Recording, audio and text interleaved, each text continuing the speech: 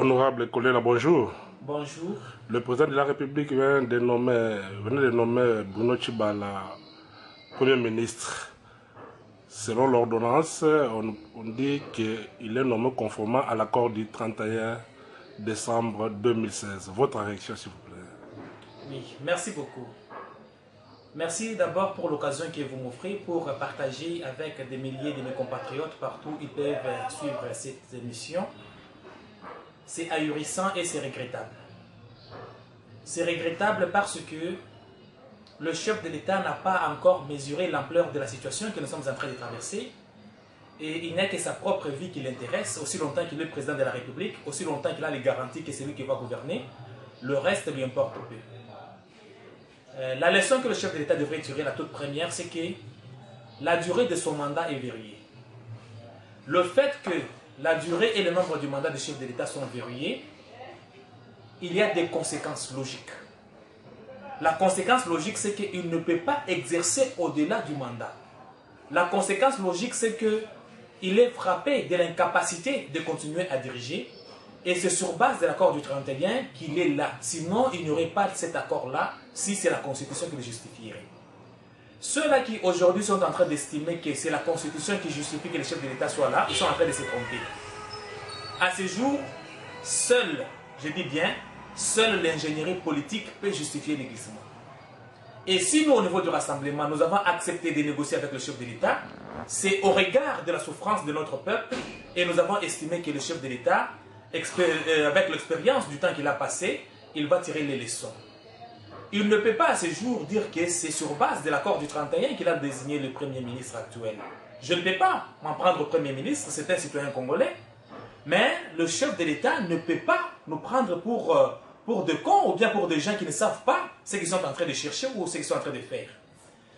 Si l'accord du 31 parle d'un Premier ministre qui vient du rassemblement, c'est le rassemblement avec lequel le chef de l'État devrait négocier pour trouver le Premier ministre. Ce n'est pas en débauchant un membre du rassemblement que vous dites que vous êtes en train de servir le rassemblement. Non, ce n'est pas ça. Ça ne passe pas comme ça dans des sociétés civilisées. Lorsque le président a besoin d'un Premier ministre du rassemblement, il a besoin d'un Premier ministre venant de l'UDPS, il va les officiels de l'UDPS, ils discutent. Ce n'est pas en prenant un quidam, une personnalité X de l'UDPS que vous êtes en train de servir l'UDPS ou le rassemblement. Là, ce sont les affaires privées entre celui qui est nommé et le chef de l'État. Ce sont les affaires qui n'engagent pas le rassemblement. Mais honorable, aujourd'hui, Lambert Mende dit que le Premier ministre est issu du rassemblement, lui présenté par le président du Conseil des sages, M. Olenga Nkoyi. Bon, donc, la majorité s'est choisi lui-même le rassemblement avec lequel il veut coopérer. Vous comprenez que s'il y avait des problèmes au rassemblement, je suis tenté de dire que c'est sur base de la corruption, comme les autres langues le disaient déjà. Parce que sur base de quoi on dit que le président du Conseil des sages du rassemblement aujourd'hui c'est Olenga Nkoyi? Parce qu'il y a les autres qui sont de l'autre côté, il y a Félix qui est là-bas, il y a Pierre Lumbi. Mais si aujourd'hui vous trouvez votre adversaire, commencez à choisir avec qui il doit jouer, comprenez déjà ce que ça veut dire. Donc ça vient d'éprouver, les messages de M. Lambert Mende viennent d'éprouver noir sur blanc que ce sont eux qui sont en train de fabriquer les autres opposants, les autres rassemblements avec qui ils devraient coopérer. Donc à ce jour, cela n'est plus en doute pour dire qu'il n'y avait pas corruption. Donc, je pense que c'est une turpitude, encore une fois de plus, de M. Lambert Mende quand il devait avouer cela. Je pense que le rassemblement est connu, c'est le rassemblement qui est dirigé par Félix, parce que le rassemblement n'était pas l'œuvre des individualités, c'était une œuvre de plateformes et de forces politiques. Toutes les plateformes, toutes les forces politiques qui ont créé le rassemblement sont avec Félix et soutiennent M. Pierre Lumbi. Et si aujourd'hui, nos adversaires disent que ce sont eux maintenant qui fabriquent ceux avec qui ils doivent coopérer, ce ne sont que les tops qui sont venus peut-être et ils ont regagné leur place. Aujourd'hui, on a toujours dit que le vin tiré, il faut le boire. Le Premier ministre est là. Quelle chance donnez-vous au Premier ministre? Non, je dirais ceci. S'il y a le Premier ministre, c'est le Premier ministre de Kabila qui n'a rien à voir avec le rassemblement. Parce que jusqu'à ce jour, le rassemblement n'a jamais été consulté pour donner le Premier ministre et surtout que les arrangements particuliers ne sont pas encore signés pour trouver ensemble les modalités par lesquelles le Premier ministre devrait être désigné. Parce que ce sont eux qui nous disaient qu'il fallait qu'il y ait cet accord-là. Mais aujourd'hui, il n'y a pas d'arrangement particulier. Ils se sont choisis leur propre Premier ministre. Moi, je les place dans la majorité. Et quant à ceux, nous disons que nous restons conforme à ce que nous avons décidé. Demain, c'est déjà lundi.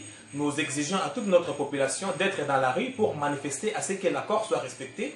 Donc nous tous, même nous-mêmes, nous serons dans la rue pour nous diriger vers la destination qui est bien fixée. Honorable, nous avons suivi tous les communiqués de l'Union européenne qui notent la nomination du Premier ministre, qui s'écarte même de l'esprit et la lettre de l'accord. Quelle est votre réaction? Non, la réaction est que l'Union européenne a compris les choses comme moi je le comprends. Parce que la manière dont M. Kabila vient de faire, ça ne respecte ni l'esprit, ni la lettre de ce qui est l'accord. Ça, c'est un arrangement particulier entre copains, entre compagnons. Ils se sont arrangés pour faire ce qu'ils veulent faire au détriment de ce qui a été trouvé comme un accord. Nous, jusqu'à ce jour, comme l'Union européenne l'a dit, nous ne considérons pas que le Premier ministre actuel est le fruit du résultat de ce que nous avons signé. Là, c'est un arrangement particulier entre le Premier ministre et le Président. Je ne sais pas où est-ce qu'ils se sont retrouvés pour faire cela, mais le rassemblement n'a pas été invité quant à ce, et le rassemblement n'a jamais été le nom de ce Premier ministre. Donc, ça ne nous engage pas, c'est une affaire privée entre Kabila et ceux-là qui sont en train de l'accompagner.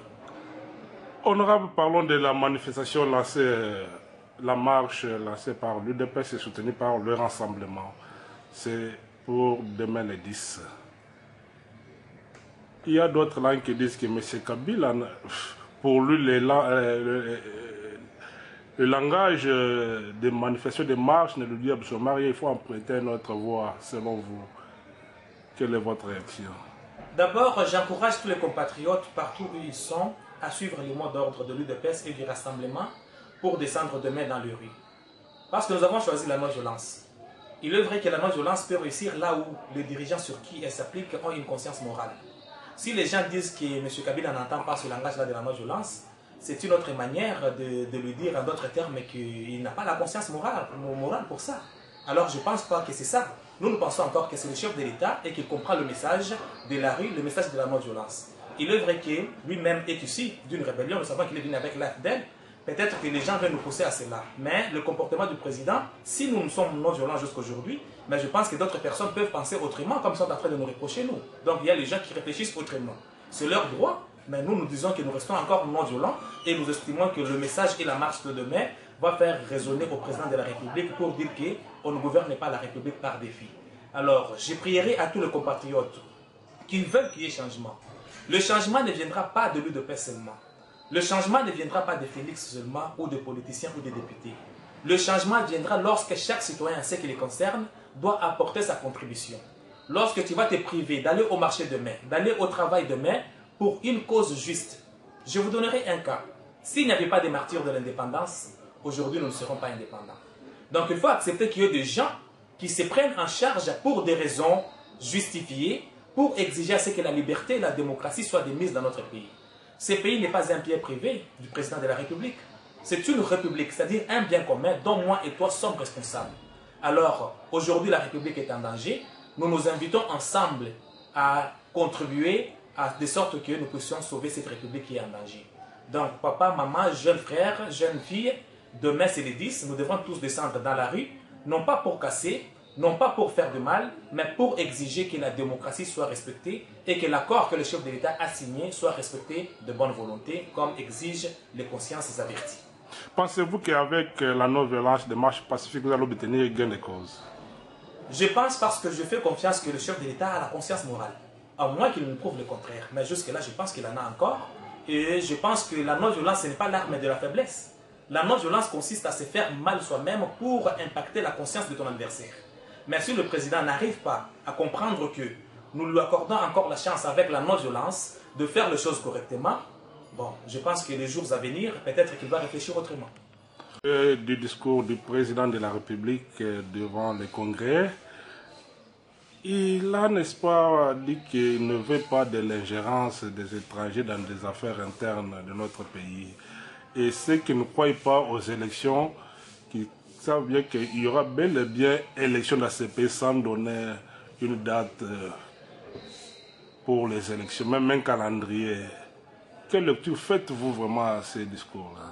Oui, merci beaucoup. Le discours du chef de l'État, c'est un discours auquel je suis habitué chaque année depuis il y a plus de 15 ans. Il dit la même chose, mais il essaie de le contextualiser par rapport à l'environnement. et dire qu'il y aura élection. Nous savons que l'élection, ce n'est pas un cadeau que nous attendons du chef de l'État. Les élections, c'est un droit constitutionnel auquel lui-même doit se soumettre. Il ne peut pas parler comme s'il était en train de nous faire un cadeau. Nous ne sommes pas nous distraits, nous sommes en train de lui exiger que les élections devraient être organisées depuis 2016. Il ne l'a pas fait et il est en train de glisser parce qu'il y a une ingénierie politique qui est en train de se baser. Alors, tout ce que nous pouvons dire de son discours, c'est un non-événement. Élection, il y en aura, c'est un droit et nous espérons qu'avec l'accord que nous avons signé, c'est au mois de décembre et qu'il n'y aura pas encore une autre dérogation. S'il veut tricher comme il est en train de le faire, il ne doit pas oublier que c'est dans les 6 mois, 8 mois qui restent à le faire. Même s'il peut le faire comme il est en train de le faire, il ne doit pas oublier et que ça va le rattraper. Alors, nous disons que par rapport à l'ingérence, il ne doit pas confondre l'ingérence lorsque vous êtes en train de faire du mal à votre peuple, lorsque vous ne respectez pas les règles des J, lorsque vous ne respectez pas les lois de votre propre pays. Quand les gens vous rappellent qu'il faut respecter les lois de votre pays, il faut respecter les droits de l'homme, vous dites que c'est de l'ingérence. Ça, je dis non. Tout le monde, à travers l'humanité, a le droit d'intervenir là où le droit de l'homme est mis à mal. Lorsqu'on est en train de tuer nos frères là au Kasaï, lorsqu'on est en train de tuer les gens qui sont en train de manifester ici à Kinshasa, si les gens vous réclament de respecter les droits de l'homme, vous dites que non, ce n'est pas ça l'ingérence. L'ingérence, c'est lorsque vous dirigez les choses de manière correcte, de manière civilisée, et que les gens viennent s'y mixer. Mais ici, dans ces cas ici, on vous rappelle tout simplement le bon conseil, de telle sorte que soient organisées les élections, de telle sorte que vous respectez l'accord que vous-même vous avez signé. Moi, je pense que tout le monde a le droit d'y intervenir pour que nous ne puissions pas faire couler le sang, parce que très souvent, quand nous nous manifestons, c'est le pouvoir en place qui tire sur nous. Donc, c'est le pouvoir qui tire nos propres enfants. Alors, quand on vous rappelle à faire de bonnes choses correctement, ne criez pas à l'ingérence juste pour vous couvrir et avoir le temps d'agir dans le sens de contredire la loi. Aujourd'hui, nous avons suivi dans les médias, honorable Kolela, des groupes de gens qui chassent le secrétaire général de l'UDPS, Jean-Marc Aboun de l'UDPS, et l'honorable Félix. Comment réagissez-vous en tant que membre de l'UDPS? Non, je pense que c'est de l'intox tout simplement. Si on doit chasser les gens, ceux qui ne doivent pas arriver à la permanence, que ceux-là qui les chassent arrivent à la permanence pour le chasser. On ne peut pas chasser à travers les réseaux sociaux, en parlant tout simplement pour intoxiquer les autres. Au niveau de l'UDPS, il n'y a rien de tout cela. C'est vrai qu'il y a des problèmes parce que les gens ont trahi. Le vrai traître vient de se dévoiler à ce jour. Le vrai traître. Si peut-être nous, les députés, nous sommes allés siéger, on était allés siéger avec le mandat de la population. Mais aujourd'hui, personne ne peut justifier pourquoi il est aux côtés de Kabila en train de justifier. Il y en a parmi ces gens-là qui jamais ont appelé Kabila président. Mais à peine parce qu'il y a un gouvernement sorti, juste pour le flatter, ils ont pris le courage de dire le président de la République, alors qu'il l'appelait par son propre nom. Aujourd'hui, à l'UDPS, je sais que c'est normal qu'il y ait des turbulences au niveau où notre président est mort. Au moment avant d'arriver à son remplacement, c'est vrai que les uns et les autres peuvent penser de manière différente. Mais je pense que c'est un petit vent qui peut passer. Mais dire qu'on est en train de chasser le secrétaire général et les secrétaires adjoints, je pense que c'est de l'intox du pouvoir qui veut faire douter de la population, de la sérénité qui règne au niveau de l'UDPS. Le secrétaire général contrôle la situation, les secrétaires adjoints contrôlent toute la situation. Les quelques personnalités qui pensent qu'ils peuvent aller avec les traîtres ou ceux-là qui veulent partir, je pense qu'ils vont partir et c'est question de temps tout simplement. Honorable, je rappelle que vous êtes honorable John Kolela, élu de l'ICASI, dans le compte de l'UDPS. Alors, avant de terminer, un mot pour tous les Congolais qui vous suivent. Un mot de mobilisation pour tous les Congolais qui vous suivent partout dans le monde. Oui, très chers compatriotes. Comme vous le savez très bien, ça fait 16 ans environ que le chef de l'État est au pouvoir. Durant le temps qu'il avait toute sa légitimité, personne ne lui avait demandé de démissionner ou de laisser la place. Nous avons gardé notre sang-froid jusqu'à la dernière seconde de son mandat. Aujourd'hui, nous sommes dans une période au-delà de laquelle il ne devrait pas de sortir, de descendre de la montagne où il se trouve par une voie qui pouvait l'honorer. Mais si le président de la République n'est pas à mesure de respecter la Constitution, il n'est pas à mesure de respecter la volonté de la population, nous avons organisé une marche de manière pacifique, de telle sorte que nous puissions démontrer au chef de l'État que la population ne veut pas de toi à la commande. Et demain le 10, demain lundi, nous allons descendre tous dans les rues. Nous voulons assez que même ceux-là qui sont à distance puissent contribuer, même par des encouragements moraux à leur peuple ici sur place, et que le président et son gouvernement sont en train chaque fois de tirer dessus pour lubrifier leur pouvoir avec le sang des innocents, de telle sorte que la marche de demain soit une grande réussite. Très chers compatriotes, la responsabilité de la réussite du changement vous revient chacun individuellement. Que vous soyez médecin, que vous soyez infirmière, que vous soyez professeur, étudiant, maman maraîchère, bref, tous ceux qui sont comptés parmi nous, parmi les compatriotes, vous avez le devoir chacun d'agir là où il se trouve, de sorte que le président soit informé que la population congolaise en a marre et il veut le changement dans le délai. Voilà le grand message que chacun doit transmettre de bouche à oreille, par téléphone, dans les réseaux sociaux, de telle sorte que chacun soit suffisamment informé et que la marche de demain soit une réussite. C'est la fin de notre entretien. Tous nos internautes qui nous suivent tout le temps en ligne. Je salue Maman Espérance Kemala, vous êtes. Maman Nadine Kabassele Moboyayi, Donna Kabassele Moboyayi, Pasteur Sylvain Kandalon, Mariango, tout le monde. C'est la base de congodirect.info. Je vous remercie, honorable. C'est moi qui vous remercie, cher.